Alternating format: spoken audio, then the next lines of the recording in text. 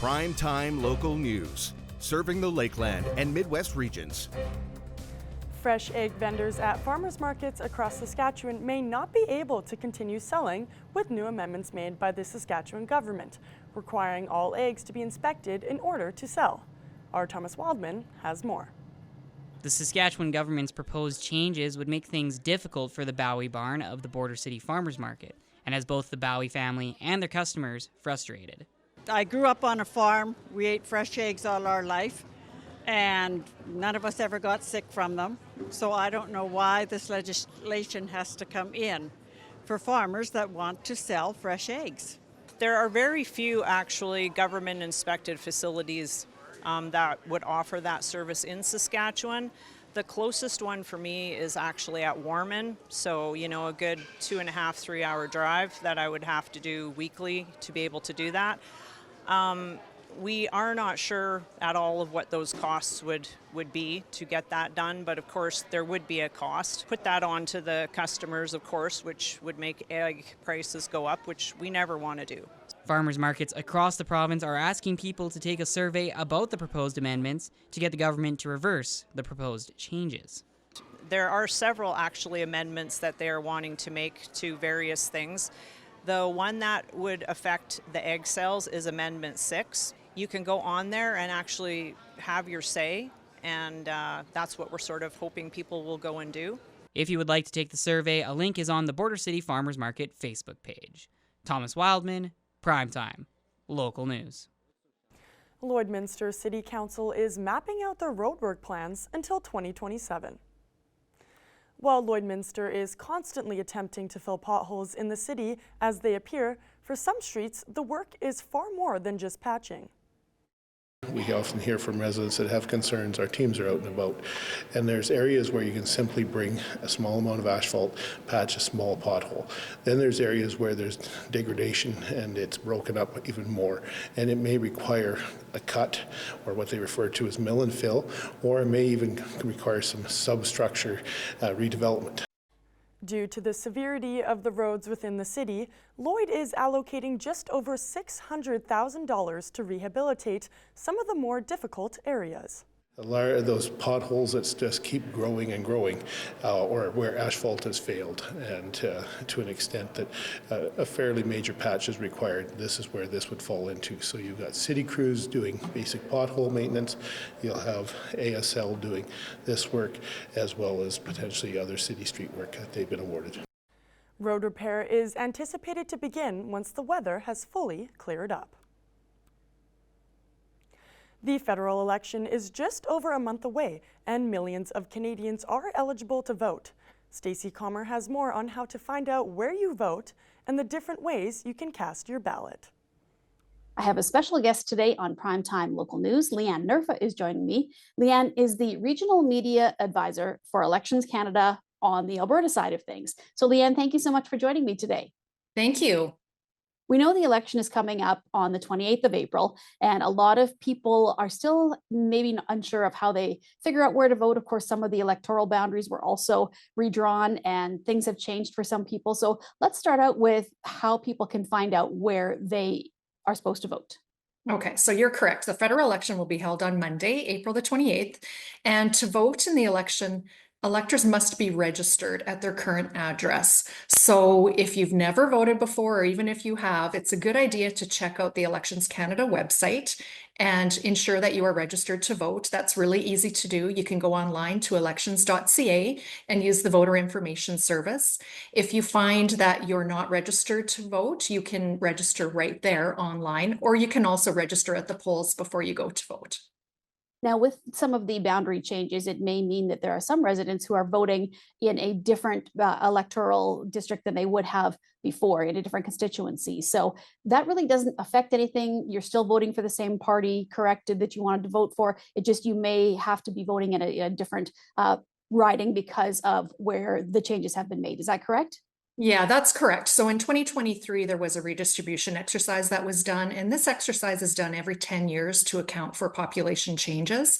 And so in Alberta, there are 3 more ridings than there were for the last election in 2021. So you can find out if your riding has changed by again going on to the voter information service at elections.ca. And as far as advance polls go and people voting ahead of time, when do the advance polls open if people might not be around on election day or just want to get their voting done well in advance? Right. So the advance polls will be held April 18th to the 21st. And for the advance polls, you will need to be voting at your assigned polling station. So once you receive your voter information card in the mail, which you will receive if you're registered, it will tell you where your polling location is. Even if you haven't received that card or perhaps you're not registered, you can still, again, check your registration online, check where you should be going online, and register that way. I see there's also a mail-in option to vote, and that might be, I guess, for somebody if you're out of the country, or there are a number of reasons why you may not be around or be able to get to advance polls. But I believe that is something that you do have to get on ahead of time. Is that correct as well? Yeah, there are actually a couple different ways that you can vote if you're not going to be here for the advance polls or on election days. So as you mentioned, the first is vote by mail. So you can register to receive a ballot kit in the mail. We do encourage people to do that as soon as possible if you think that's how you'll be voting. You can request that kit until April 22nd at 6 p.m. But like I said, we want to make sure that we account for delays in mail and things like that, because we do need to have that postmarked back by April the 28th.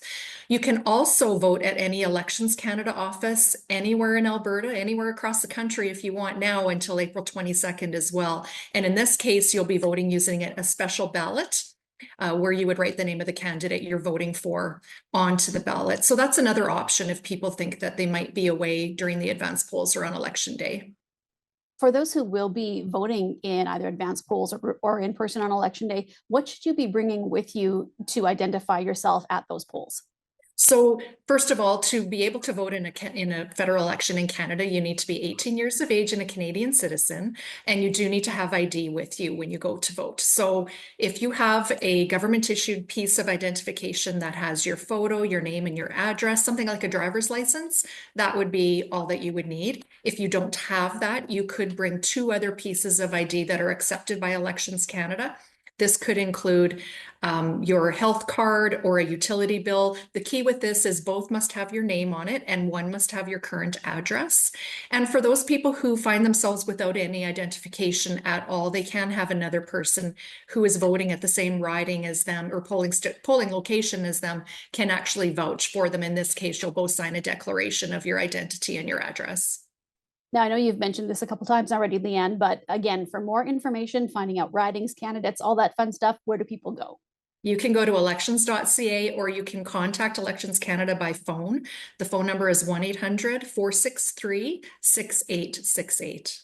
Well, thank you so much for joining me, Leanne. I very much appreciate it. And I'm sure we'll chat with you again a couple more times before this election is over, just to remind people how to get all this information out. It's always good just to keep putting it out there because, as you know, not everybody sees everything every time. So I look forward to speaking with you a couple more times before the election.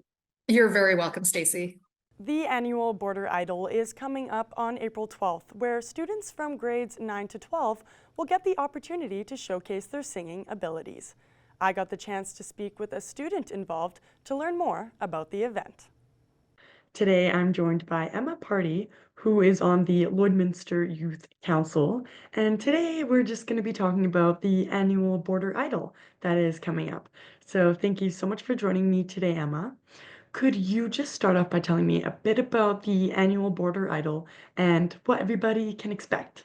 This event is definitely one of our biggest events this year. It is an opportunity for inspiring artists to really get their names out there. We have 3 guest judges, 2 of the band teachers from both of the high schools, and then Eleni Young, which is a local artist from Lloyd, and they're going to be our guest judges. And really, we're just looking to bring the community together and have opportunities for the youth.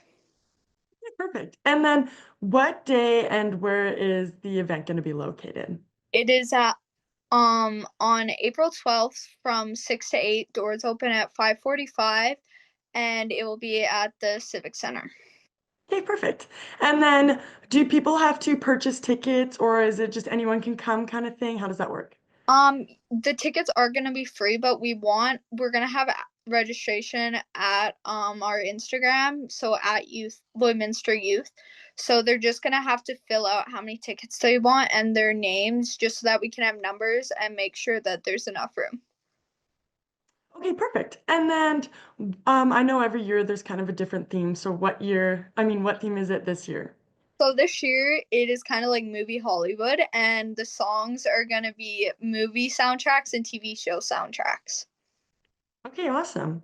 And then I'm not sure if you would know this, but how many years has this been going on for? Because this is an annual thing, right? Yes, I'm pretty sure we did it last year. I know. I don't know how long the Border Idol has been going on. I think it's been going on for a while, honestly. But this year I'm excited to finally be a part of it. Okay, perfect. And then what grade do you have to be to kind of apply to be a part of it? So yeah, right now we have 13 applicants. The application process has closed, but we have 13 applicants. They're all from grades 9 to 12. Okay, awesome. And then will there be an award or anything like that for the winners of the event? Yeah, so first place will be awarded $250. Second place will be awarded $150, and third place will be $100. And then we also have our award of People's Choice. Okay, awesome. And then what can someone expect if they're just coming, attending, and watching the event? What will it be like? It will be amazing. It'll be upbeat. I'm emceeing it, so I'm gonna try and make it the best night possible. We have Maz Entertainment coming to do our lights and sound, so that should be really awesome. And it's just gonna be a great event for the community and for all the youth coming to sing in it. Yeah, absolutely. And then, yeah, is there just anything else you wanted to add for anyone that might be interested in attending or anything like that? There will be free refreshments there that we are going to be handing out. And yeah, they'll just walk in and then we're going to be giving out papers for People's Choice. So yeah, that should be great. Okay, awesome. And yeah, that was all the questions I had for you today, Emma. Thank you so much for taking time out of your day to do this. And I appreciate you telling me more about the Border Idol. Thank you so much.